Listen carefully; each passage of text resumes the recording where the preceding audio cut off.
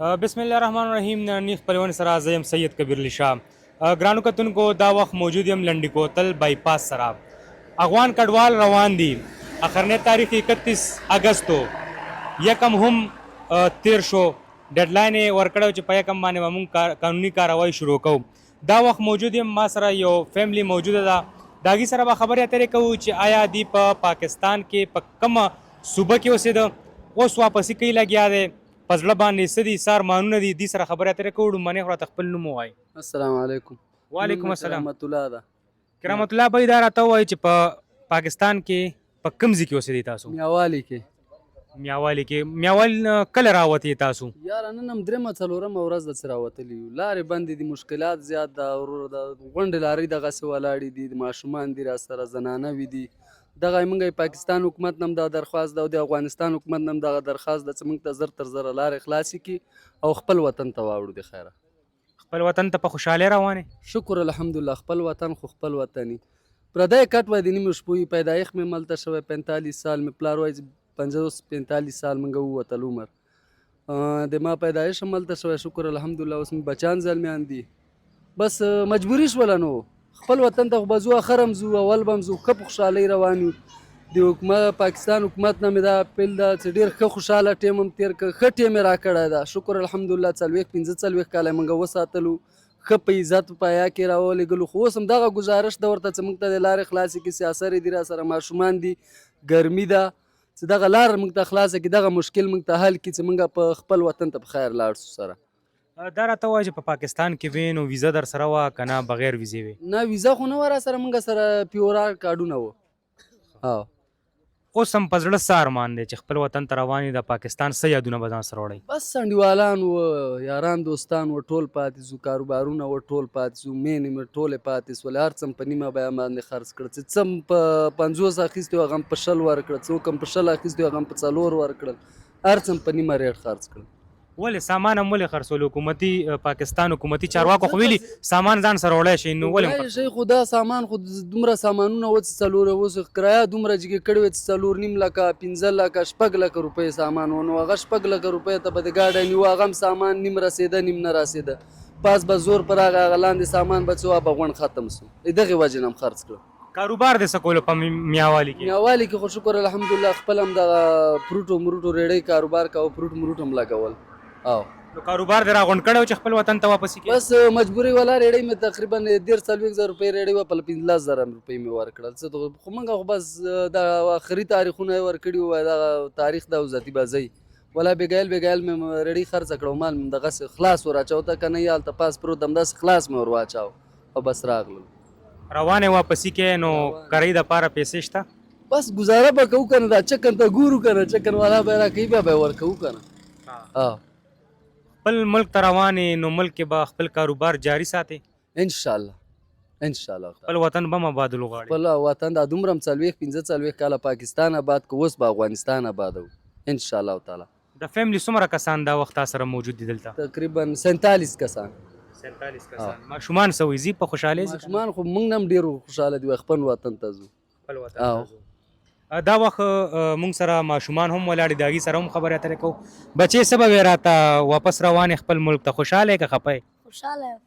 پاکستان کې دې څه ملګري وو ولې نه ملګرو پسې خفه نه یې خفه خو دې څه خفه یې ورپسې چې خپل وطن ته لاړ شي هلته به څه کې هلته سکول او سبق به وایو. سکول سبق به وایي دلته په سکول کې وې ته او دلته سکول مې ویل سکول مې ویلې په سویم کلاس کې وې څلورم کې وم. څلورم کې وې اوس واپسې کې لګې څو ورځې وشوې چې راوتې د کور نه دا درېمه څلورمه ورځ کې چې راوتلی یاست. درېمه څلورمه ورځ کې دا ماشوم خبرې تاسو اورئ دا وخت یو بل مشر را سره ولاړ دی هغې سره خبرې اترې کوو چې هغې څه وایي لګیا دی مشره دا راته ووایي اول خو راته خپل نوم وښایي. ما نوم فیض الله ده. فیض الله بھائی دا راته ووایي چې افغانستان ته واپسي کوئ په زړه باندې څه دي افغانستان ته واپسي کوو زمونږ کم سے کم 43 سال اوس زمونږ میوالی کیمپ کې وو پنجاب کې. زمونږ کور کې 27 کسان دي. 27 کې صرف مور پلار افغانستان نه راغلي نو ټول دلته پیدا شوي دي او ډېر ښه ژوند مو تېر کړی او ډېر ښه همسایګان مو پنجابیان وه خټک وه پښتانه وه ډېره ښه زندګي مو وه چې مونږ پرون بله ورځ د هغه ځای نه راوتلو نو هغه هم ژړله مونږ هم ژړله. ډېر د افسوس ورځ وه، لکه د اشرګاه داسې ورځ په موږ باندې. نو ډېر ښه ژوند مو تېر کړی و. نو اوس شکر د خپل وطن ته روان یو. الله به چې څه دلته زندګي راکوله، څه روزي راکوله، هلته بیا راکړي. خپل وطن هم آبادول غواړي که آبادول نه غواړي، بالکل. مطلب پاکستان هم په بل ملک کې اخر به هم راځي خپل وطن ته. بالکل به راځي. او بالکل چې دا خو اوس ګوره دی خو زمونږ مشرانو دا وایي چې پردی کټ د نیمې شپې دی. که مونږ 100 کاله تېر کړو بیا به راځو دلته. دا زمونږ مشران ته مونږ دا ډېر ویله چې زه به خپل وطن ته زه به هغه ول نه صبر کوئ صبر. خو آخر صبر کې داسې ټیم راغلی چې مونږ ته ټوټل 6 شپې ټیم راکوي. نه دې نه مخکې خو هم پاکستان حکومت ټایم ورکړی و. نه پیاور کارت ته نو ورکړی. آی سی سی والا ته ورکړی و او ایلیګل ته ورکړی و. پیاور کارت بالکل هغه چانس ونه هغه به ولوي. نو بیا موږ ته یو دم داسې چانس راکړی چې تاسو به په 20 دن کې 31 اګست پورې به تاسو وځئ. میوالی ډېر ستر کیمپ و، ډېر ستر کیمپ و. نو څومره کسانو په کیمپونو کې؟ یاره که درته وایم کم سے کم 40,000 کورونه وه.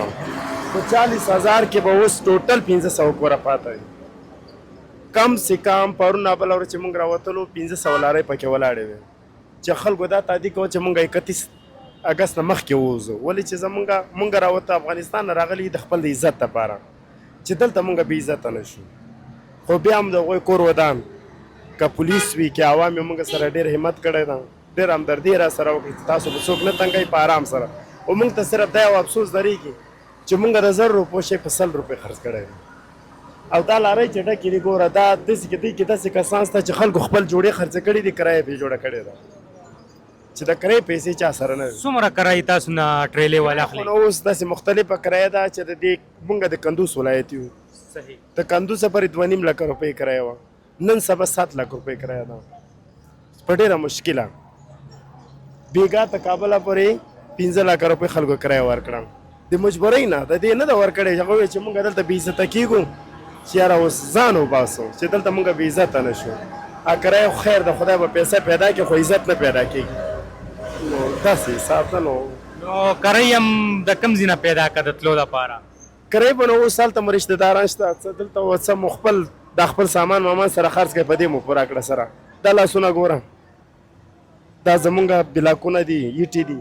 زما خپل د 50 لک روپو کور په 4 لک روپۍ مې خرڅ کړی ده میاوالی کې. میاوالی کې یو بلاک ما په 54 روپۍ راوړی و، په 7 روپۍ مې خرڅ کړی ده. 2000 روپۍ مې ایټې راوړې وې، په 3000 مې خرڅې کړي دي 1000 ایټې. نو هغه چتونه مو په ډېره مشکله سره مات کړه، هغه مو راوړه، هغه نور مو دغسې خلکو ته دغسې ویجاړ پرېښودله. بس داسې بیا ورته وکتله ښه به پوهېدی چې دا شی د 50,000 روپۍ دی، والا 3000 به درکړم، 15,000 به درکړم. زمونږ خو مجبوري وه په دې کې نیم شی هسې مونږ پرېښی چې چا اخیستی هم نه. چې مونږ به هسې پرېښودی په هغو به سره رامنډې ولې چا به داسې کشوي چا به داسې کشوي چې د پیسو نوم مو ور واخیستی وي مړه دا خو هسې کچره ده دا مونږ څه کوو. نور مونږ شکر ده الحمدلله. دا راته اخرنۍ وایي اخرنۍ خبره چې پاکستان نه په خوشحالۍ ځئ؟ الحمدلله په خوشحالۍ ځو، عوام نه مونږ ډېر خوشحاله یو. خو صرف دغه یو ځای دی چې مونږ ته یو 6 میاشتې او 15 میاشتې ټیم راکړی وای نو مونږ به د خپل سامان په پوره ریټ خرڅ کړی او په نیم ریټ به مو نه خرڅ کړی. ډېره د مهرباني. پاکستان عوام نه مونږ ډېره خوشحاله یو، ډېر مننه. زمونږ وروڼه او مونږ نه چې څومره کېږي هغه به کوو. خو دا د ریاستونو خبرې دي، د حکومتونو خبرې دي. تاسو د دې مشر خبرې واورېدې. زه خپل چې کوم پاکستاني عوام دی هغوی ته هم دا یو ګزارش کوم که زمونږ افغان کډوال وروڼه ځي خپل ملک ته ځي لګیا دی نو دا نه دي پکار چې د ده یو شیز دی هغه د 1 لک روپو دی او ته د هغې له 20,000 یا 1,500 روپۍ ورکړې. دا زمونږ وروڼه دي چې زمونږ د وطن نه په خوشحالۍ باندې لاړ شي نو هلته کې به هم مونږ په ښه نوم باندې یادېږو چې پاکستانیانو مونږ سره ډېر ښه سلوک کړی. دا زمونږ نننی پروګرام در بل پروګرام جی درته کوم چې دا اوس ګوره مونږ 3 شپې کېږي چې په دې روډ کې ولاړې خو دا لیار خو اوس هلته خو چې وایي وځئ او دلته مونږ 3 شپې 4 شپې په لارې کوو. دغه تعاون درنه غواړو چې دا لار زر کولاو کړي. ستا اواز به حکومتي چارواکي اوري انشاءالله. او ستاسو مونږ راغلي هم ستاسو خبرو دپاره یو، ستاسو مسایل راغلي یو چې ستاسو مسایل حل کړو. زما دا ریکویسټ ده چې دغه فیصله که ستاسو دلته ولاړ دي زمونږ ماشومان دي، مونږ سره اوس هم یو ماشوم هغه ګاډۍ وشاته ولاړ ده په چت کې راکوزېدی نه 4 ځلې په ده باندې د میرګي جټکه راغله. بیا مو په رسۍ راکوزه کړه، دلته مو ګاډي ته واچوله، کرایه له یو بل ډریور ورکړه، پلار سره یې کرایه نه وه، هغه کرایه ورکړه ګیټ ته یې ورسول. نو اوس پته نشته چې هغه به اوښتی که به نه یې اوښتی، ولې هغه میرګي نیولی وه بلکل په اوښ کې نه وه. نو ګاډي دلته ولاړ دي 4 ورځې 15 ورځې، نو ته کومه پورې به مونږ دی ذلیله کېږو. نو دغه ریکوست غواړو درنه چې دغه وشي حکومتي حکومت ته. چارواکي به ستاسو اواز اوري که د پاکستان حکومتي دي او که هغه افغانستان حکومتي چارواکي دي ستاسو خبرې به ضرور ورته رسي. دا و زموږ نننی پروګرام در بل پروګرام پورې مال او زما ټیم لره کې اجازت دلوي الله پامان.